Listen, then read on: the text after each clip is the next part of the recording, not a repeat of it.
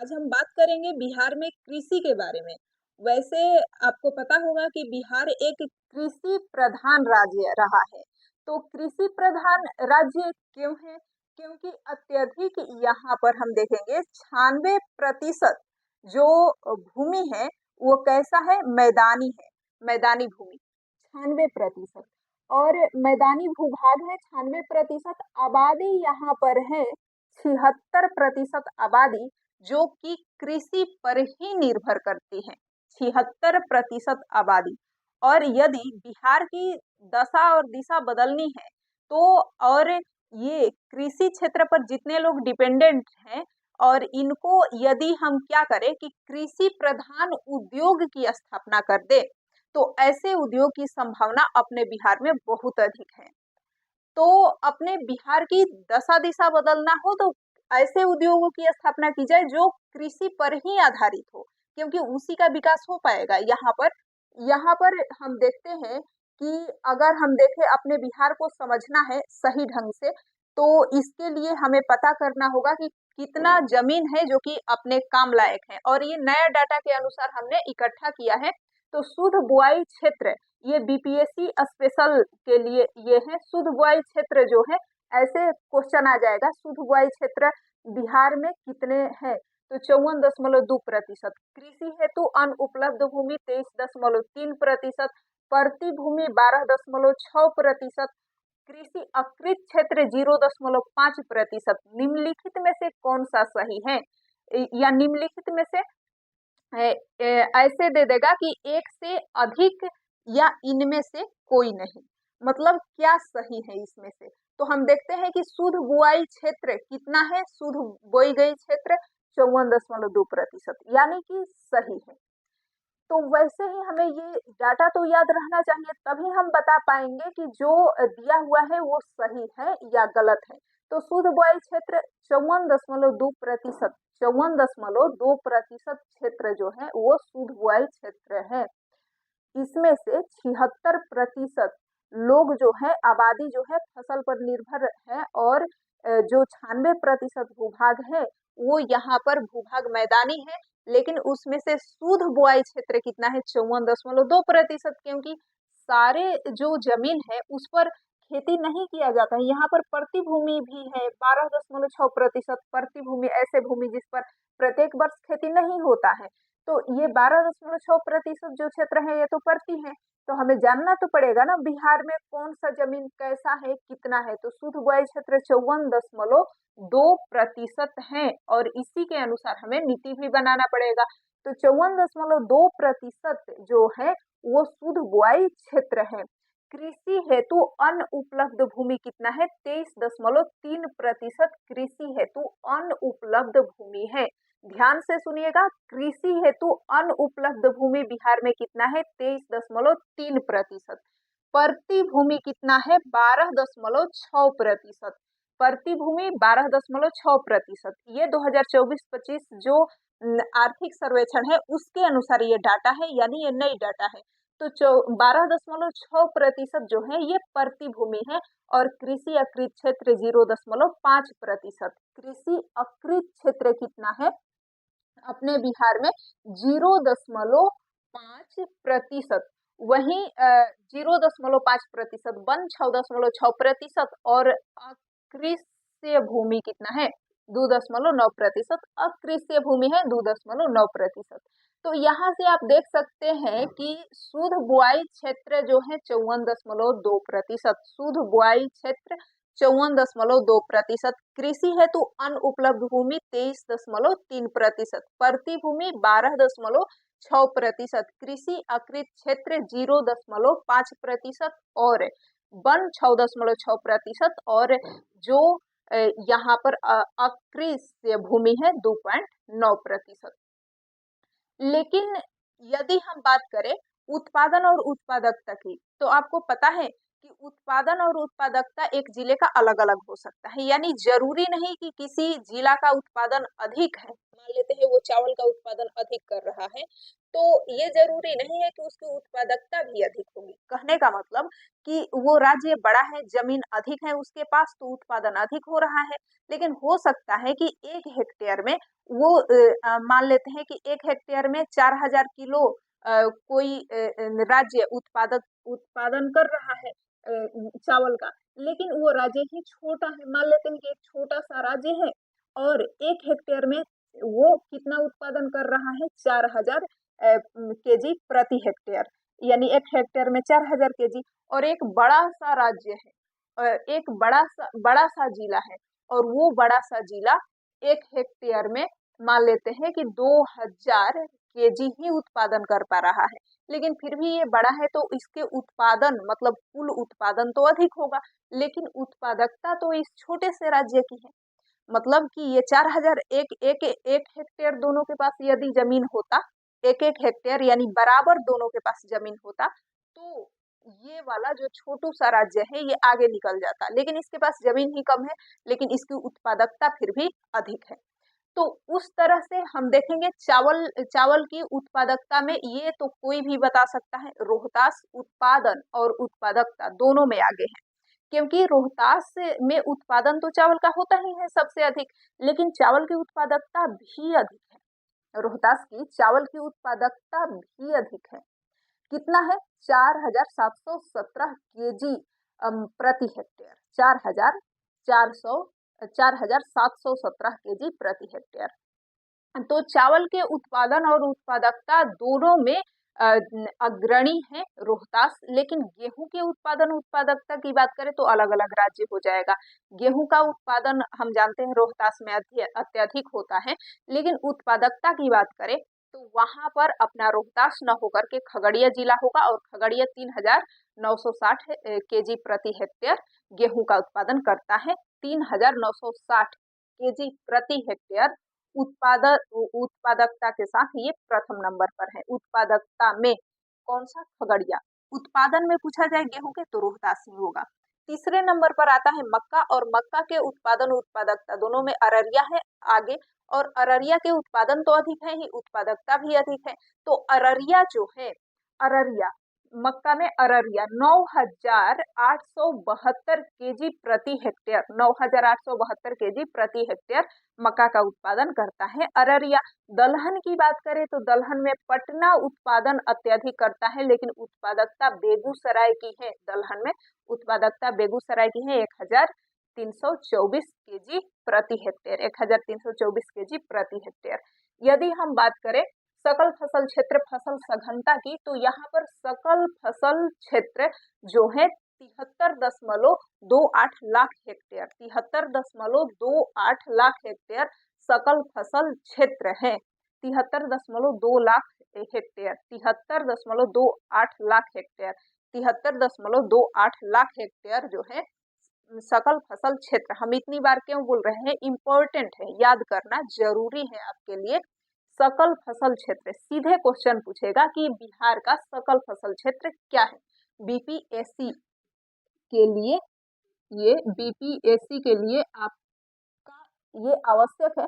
सकल फसल क्षेत्र 73.28 लाख हेक्टेयर जो है सकल फसल क्षेत्र। शुद्ध बुआई क्षेत्र कितना है? 50.70 लाख हेक्टेयर। शुद्ध बुआई वाला क्षेत्र 50.70 लाख हेक्टेयर। सकल सिंचित क्षेत्र कितना है? तो 55.98 लाख हेक्टेयर, 55.98 लाख हेक्टेयर सकल सिंचित क्षेत्र, 55.98 लाख हेक्टेयर। शुद्ध बुआई क्षेत्र 50.70 लाख हेक्टेयर। सकल फसल क्षेत्र 73.28 लाख हेक्टेयर। सकल फसल क्षेत्र सबसे अधिक 73.28, 50.70 ये क्या है? शुद्ध बुआई। और सकल सिंचित क्षेत्र 55.98 लाख हेक्टेयर। सकल सिंचित क्षेत्र 55.98 लाख हेक्टेयर। अब चावल का उत्पादन सबसे अधिक हुआ है बिहार में सभी फसलों में, तो 7872 लाख टन चावल उत्पादन हुआ है।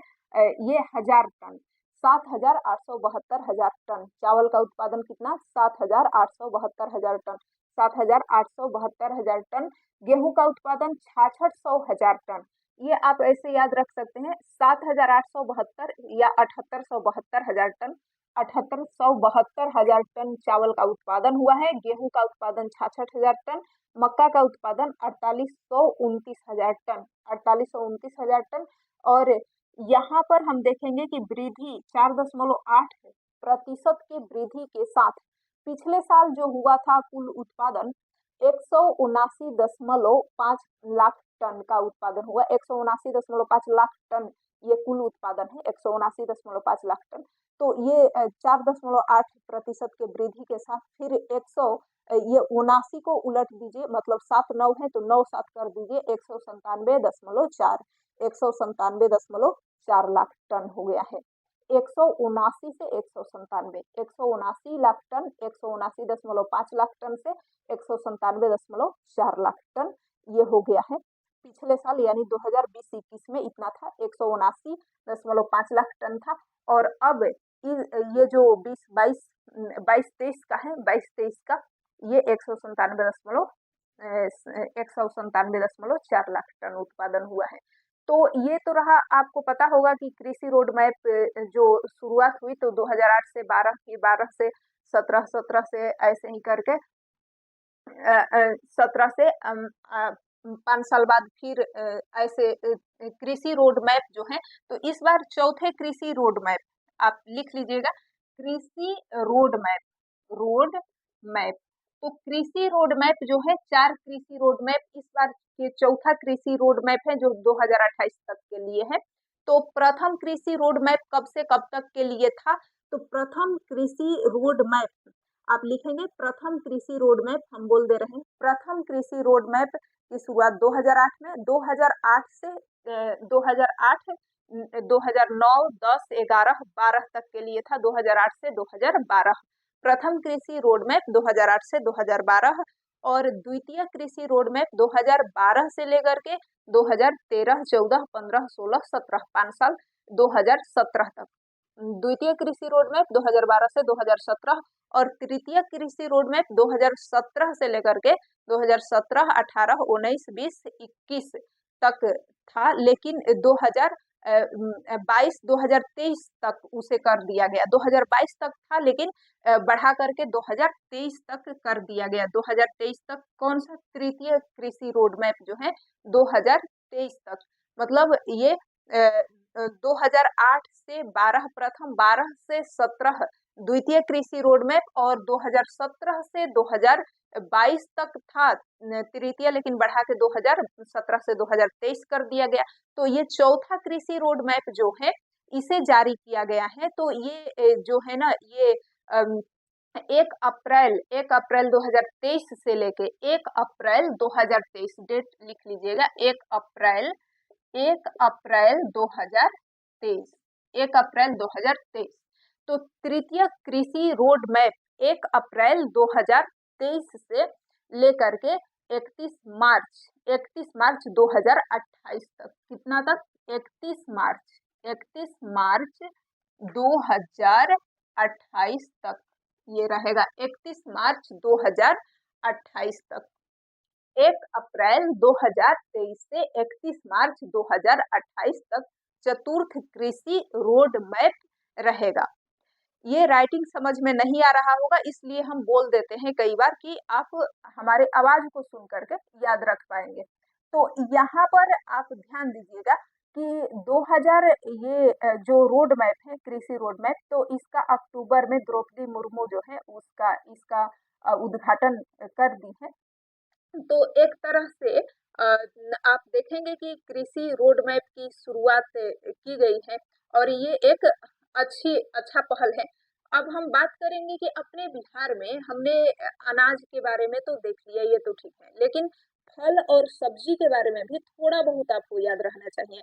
जैसे कि यदि पूछा जाए कि सबसे अधिक कौन सा फल, कौन सी सब्जी का उत्पादन होता है, तो आपको पता होना चाहिए आलू जो है ना, आलू का उत्पादन बहुत अधिक हुआ है अपने बिहार में, सबसे अधिक। और आलू के उत्पादन में अग्रणी जिला भी कौन रहा है, ये भी पूछ दिया जाएगा। तो पटना जो है आलू के उत्पादन में प्रथम स्थान, मतलब सबसे अधिक आलू का उत्पादन कहाँ हुआ है, पटना में हुआ है। और बिहार में सबसे अधिक आलू का उत्पादन कहाँ, पटना में, सबसे अधिक पटना में। और हम बात करेंगे प्याज की। प्याज का उत्पादन सबसे अधिक जो प्याज और बैंगन दोनों के उत्पादन में जो नालंदा जिला है, नालंदा, नालंदा। अभी आप याद रखेंगे कि 13 जिलों के लिए जो एक तरह से जैविक रूप से 13 जिलों को जैविक पट्टी विकसित किया जा रहा है। तो जैसे ये एक कृषि रोड मैप पहल हो गया, वैसे ही ये जैविक रूप से इसे विकसित किया जाएगा। तो 13 जिला वो कौन कौन सा है, तो गंगा नदी से जो 12 जिलों का सीमा लगता है, और एक जिला जो है नालंदा। तो आपको पता होगा कि जो सारण हो गया, वैशाली हो गया, बेगूसराय हो गया, सारण, वैशाली, बेगूसराय, खगड़िया, फिर यदि हम बात करें बक्सर, भोजपुर की, तो ये जितने जिले हैं, चाहे बक्सर हो, भोजपुर हो गया, पटना हो गया, नालंदा हो गया, तो पटना के आगे बेगूसराय है, बेगूसराय, लखीसराय, ये जिले शामिल हैं। बेगूसराय, लखीसराय, मुंगेर और भागलपुर, भागलपुर, खगड़िया, कटिहार। तो ये जो जिला है ना, वहां पर एक तरह से आप कह सकते हैं जैविक पट्टी विकसित किया जा रहा है। क्या, यहाँ पर 13 जिले में आप याद रखेंगे कि जैविक पट्टी का विकास हो रहा है। जैविक, यहाँ तो जगह भी नहीं है लिखने की, तो जैविक पट्टी का विकास हो रहा है। 13 जिले में जैविक पट्टी का विकास किया जा रहा है। आप याद रखेंगे 13 जिले में जैविक पट्टी का विकास किया जाएगा।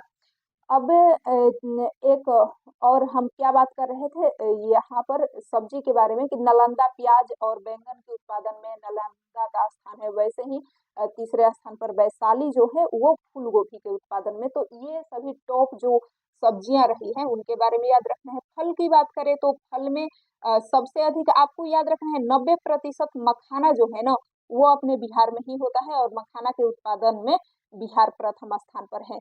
और यहाँ पर जो केला के उत्पादन में आपसे पूछा जा सकता है कौन कौन से जिला केला के उत्पादन में, आम, लीची के उत्पादन में अग्रणी रहा है, तो आप याद रखेंगे कि आम के उत्पादन में यदि हम बात करें तो दरभंगा जिला प्रथम स्थान पर है। आम के उत्पादन में आप लिख सकते हैं, आम के उत्पादन में दरभंगा जिला प्रथम स्थान पर है। उसके बाद में जो पूर्वी चंपारण और वैशाली का स्थान आता है। आम के उत्पादन में दरभंगा, पूर्वी चंपारण, वैशाली। वैसे ही अमरूद के उत्पादन में भी आप देखेंगे तो अमरूद के उत्पादन में नालंदा है प्रथम स्थान पर, और नालंदा, मुजफ्फरपुर और रोहतास आ जाता है। नालंदा, मुजफ्फरपुर, रोहतास, ये अमरूद के उत्पादन में। यदि हम बात करें यानी गुआभा, गुआभा। अब यदि हम बात करें लीची की, तो लीची में आपको पता ही है मुजफ्फरपुर प्रथम स्थान पर है। मुजफ्फरपुर, पूर्वी चंपारण और वैशाली, मुजफ्फरपुर, पूर्वी चंपारण, वैशाली, ये जो जिला है लीची के उत्पादन में है। और केला के उत्पादन में तो प्रथम स्थान पर आ जाएगा मधुबनी। आपको याद रखना है केला के उत्पादन में प्रथम स्थान पर तो मधुबनी, लीची के उत्पादन में प्रथम स्थान पर मुजफ्फरपुर, आम के उत्पादन में प्रथम स्थान पर दरभंगा, और आम के उत्पादन में प्रथम स्थान पर दरभंगा। गुआभा के उत्पादन में, अमरूद के उत्पादन में प्रथम स्थान पर कौन है, तो वो है नालंदा। तो ये कुछ फल है जिनके बारे में आपको पता होना चाहिए, और ये भी पता होना चाहिए कि पश्चिमी चंपारण यदि पूछ दिया जाए किसमें अग्रणी है, तो गन्ना के उत्पादन में 65.65%, यहाँ पर 65%, जो हम कह सकते हैं 65% से अधिक है, 65.56%, 65.56% जो गन्ना का उत्पादन अकेले ये पश्चिमी चंपारण करता है। तो पश्चिमी चंपारण जो है 65.56% गन्ना का उत्पादन करता है। तो गन्ना के उत्पादकता इसके अधिक है। अब यदि हम बात करें अपने बिहार के बारे में और अन्य चीज़ों की, तो यहाँ के बहुत सारे वस्तुओं को जीआई टैग मिल चुका है और जीआई टैग में जो काला अमरूद है, कहाँ से बता सकते हैं? रोहतास का काला अमरूद जिसको जीआई टैग मिल चुका है। और कतरनी चावल जो है, भागलपुर का कतरनी चावल, उसे जीआई टैग मिल चुका है। और हमने इन सब की जीआई टैग के बारे में बात भी की है। ये भी पूछा गया है प्रश्न में कि सूजनी क्या है, तो सूजनी मुजफ्फरपुर का के सूजनी को जीआई टैग मिला हुआ है हस्तकला के क्षेत्र में, ये कला के क्षेत्र में। तो इस तरह से अब हम अगले वीडियो में जानेंगे कि जो भी अवार्ड बिहार से मिले हैं, चाहे वह पुरस्कार हो, विज्ञान पुरस्कार हो गया या अन्य प्रकार के कई पुरस्कार की घोषणा की गई है, तो उन सब के बारे में बिहार से रिलेटेड हम सारे क्वेश्चन को देखेंगे क्योंकि इम्पोर्टेंट है। तो अगली वीडियो में हम बात करेंगे। आज के लिए इतना ही। धन्यवाद।